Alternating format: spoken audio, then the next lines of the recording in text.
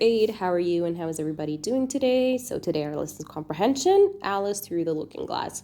What is a looking glass? What do you think? Yes, a looking glass is a mirror. So Alice is trying, or she goes through a mirror. Now let's see. I should see the garden far better, said Alice to herself, if I could get to the top of that hill. And here's a path that leads straight to it. So what does Alice want to do? She wants to go to the top of the hill. Why? To see the garden better. Okay? At least, no, it doesn't do that. But I suppose it will at last. But how curiously it twists. The path is twisting and turning, right? It's more like a corkscrew than a path. Well, this turn goes to the hill. I suppose, no, it doesn't. This goes straight back to the house. Well then, I'll try it the other way. So what's Alice trying to do? Like we said, she's trying to get a better view of the garden, but she ends up going back to the house. The path twists and turns like a corkscrew. A corkscrew is it's like a twisted piece of metal that you use to open, like for example, wine bottles. We see it a lot in movies. Okay? And so she did, wandering up and down and trying turn after turn, but always coming back to the house, do what she would. Indeed, once, when she turned a corner rather more quickly than usual, she ran against it before she could stop herself. She ran, so she hit the house, basically. It's no use talking about it, Alice said, looking up at the house and pretending it was arguing with her. I'm not going in again yet. I know I should have to get through the looking glass again, back into the old room, and there'd be the end of all of my adventures. So Alice does not want to go back, right? Because she'll have to go back through the looking glass, and it will be the end of all of her adventures. So, resolutely, determinedly, turning her back upon the house, she set out once more down the path, determined to keep straight on till she got to the hill. For a few minutes, all went well. And she was just saying, I really shall do it this time, when the path gave a sudden twist and shook itself, as she described it afterwards, and the next moment she found herself actually walking in at the door. She's right at the door. She's walking in and back into the house.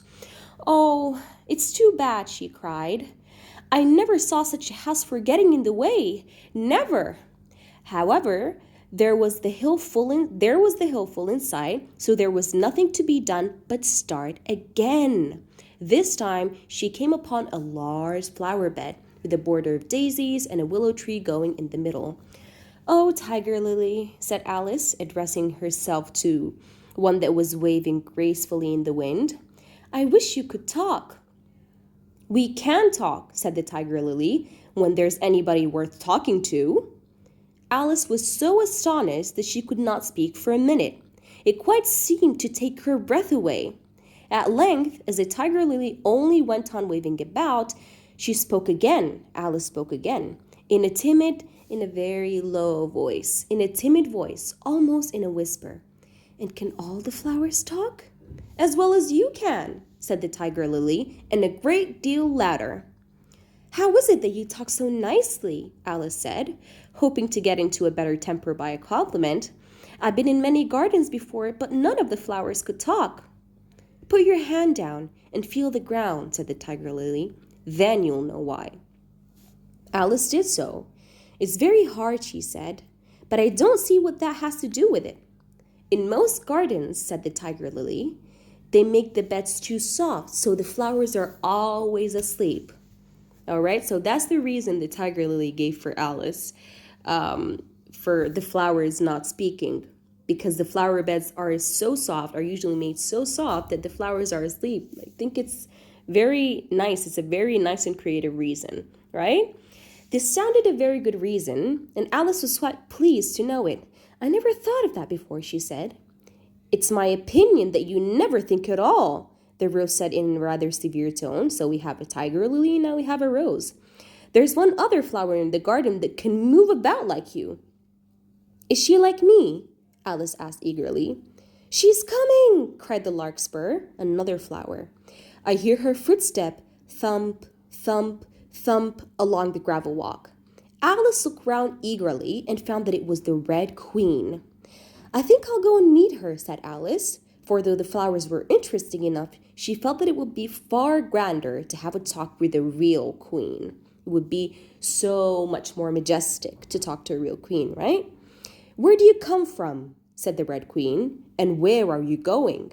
Look up, speak nicely, and don't twiddle with your fingers all the time, she added. To twiddle with your fingers is to like fiddle and play with them aimlessly.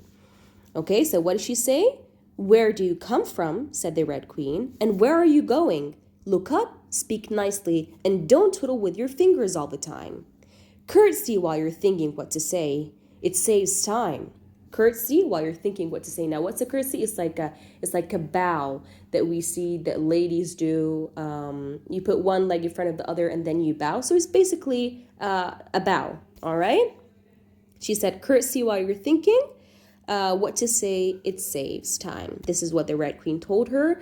I like this piece very much. It's very interesting. It's very creative. And it's also easy.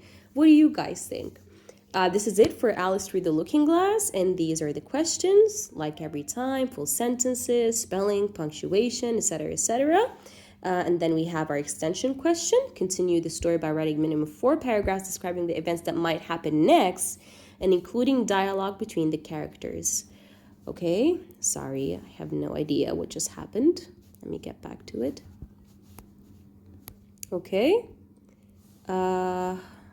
This is it. This is the extension question. And that's it for this part. Next time, we're going to do the writing task. We've learned some techniques to improve our writing and to help us excel. Using the shampoo technique, the 5 senses, and the sentence openers, we're going to write a story about someone who's trying to achieve something or to get somewhere, but they find obstacles in their way.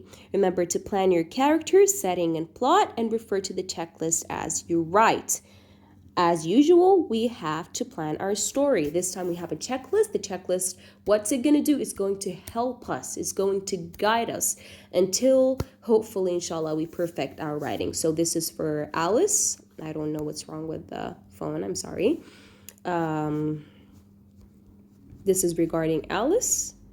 And then we have the questions, then the extension question. After we're done with that, we're going to get to this part. I just don't want to make it as a separate recording because it's going to be too short.